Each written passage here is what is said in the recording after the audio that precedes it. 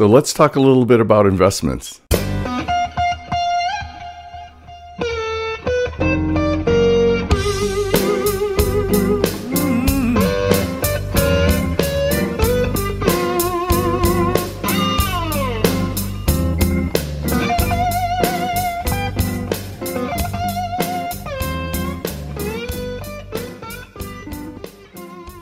I hate target date funds.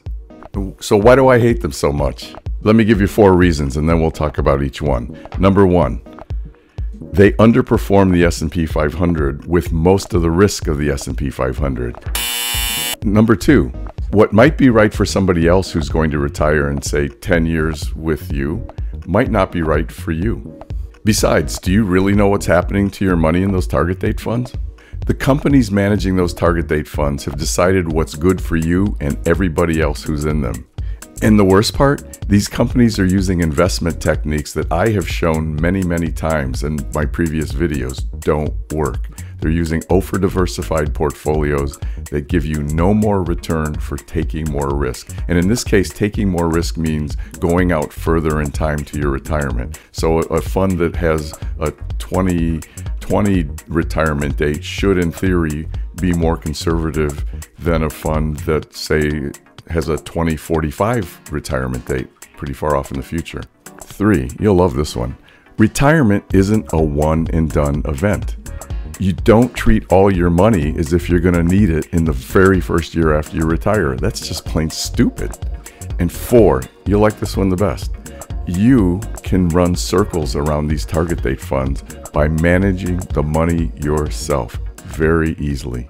So before we get started, past performance is no indication of future performance. Please pause this video and read the disclaimer. So let's talk about that first answer. They underperform the S&P 500 but give you most of the risk of the S&P 500.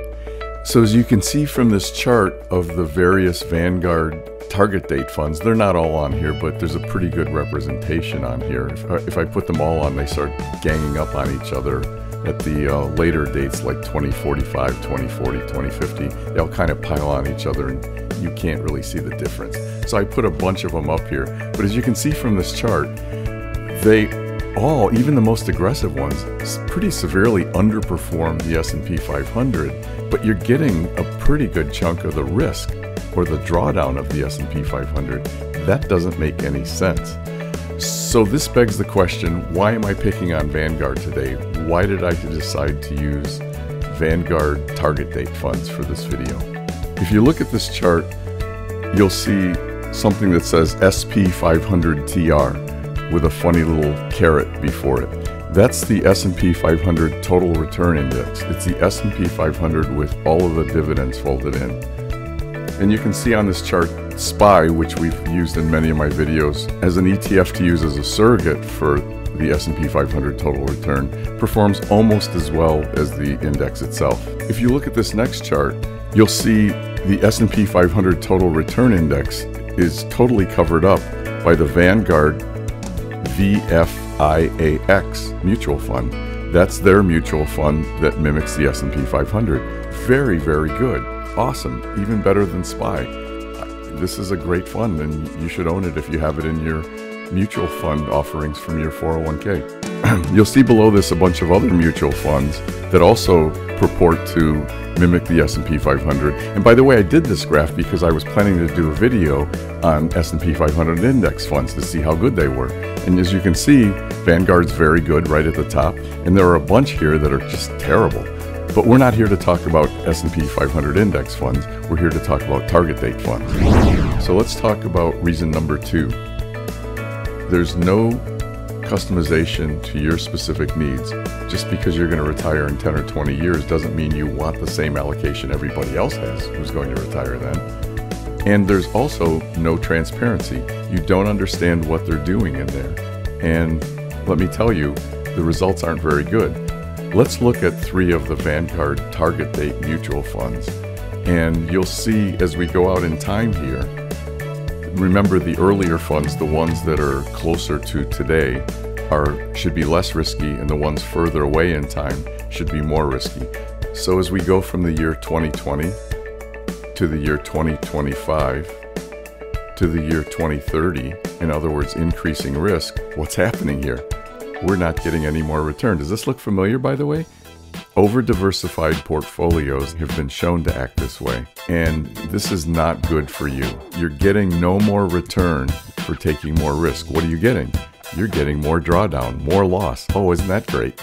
So now on to answer number 3.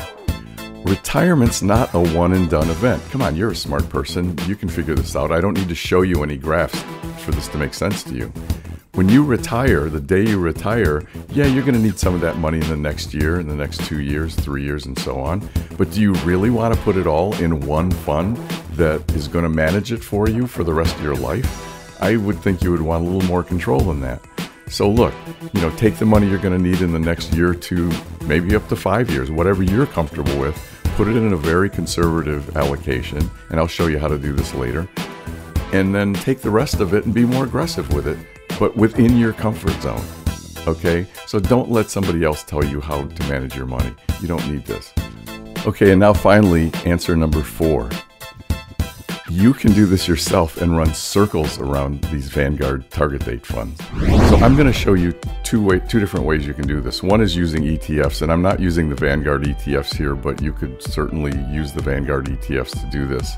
And then I'm going to show you how you can use Vanguard's really good mutual funds to do this. First, let's take a look at a very conservative allocation here. This is the one you'd want to be in if you're going to need the money sooner rather than later. So here what I've done is I've only put 20% of the money in SPY, the ETF that emulates the S&P 500 with dividends. And I've put the other 80%, I split it up into SHY, which is fairly short-term 1 to 3 year government treasuries. And the other 40% I put in IEF, which is a little bit longer term, 7 to 10 year government treasuries. And you can see the return on this portfolio.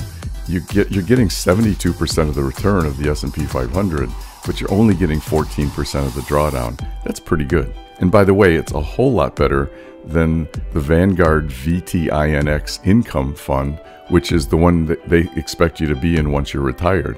Now, if your comfort level is that you can take a little more risk, then I'm showing a portfolio here where I now have 40% in SPY in the S&P 500. And I have 60% in IEF, 7 to 10 year government treasuries. This blew my mind when I saw this.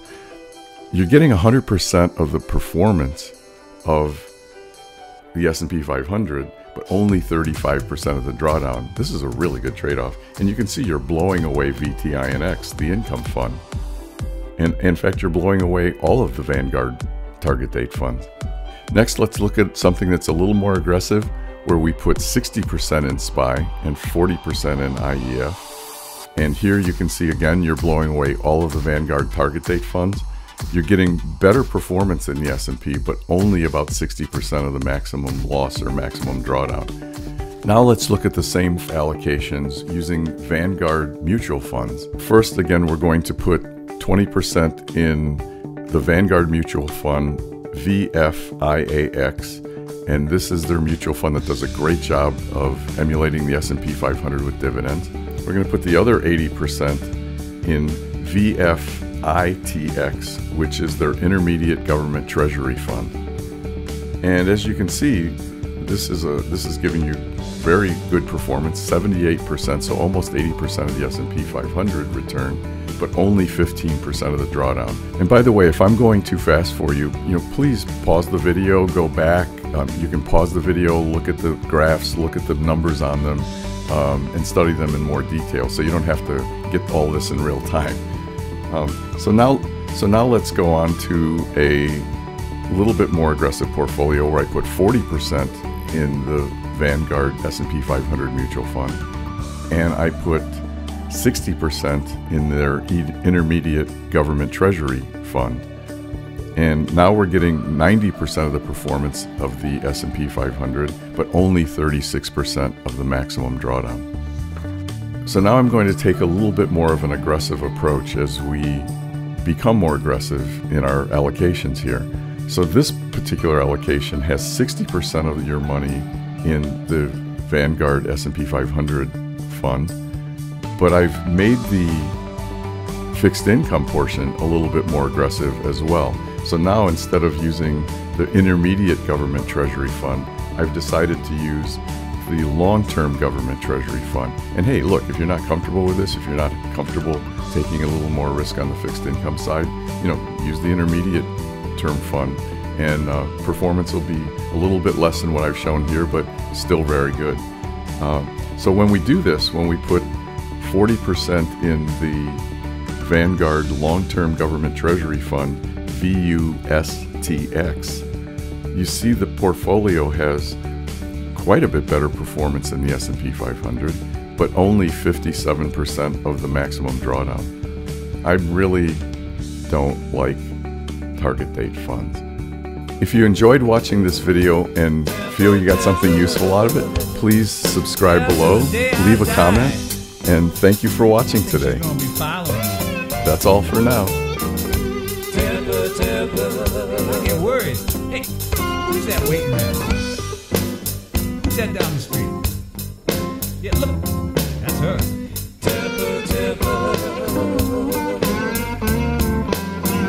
I think I'm gonna go out the back way. Yeah, I'll see y'all later. No, I ain't going out there.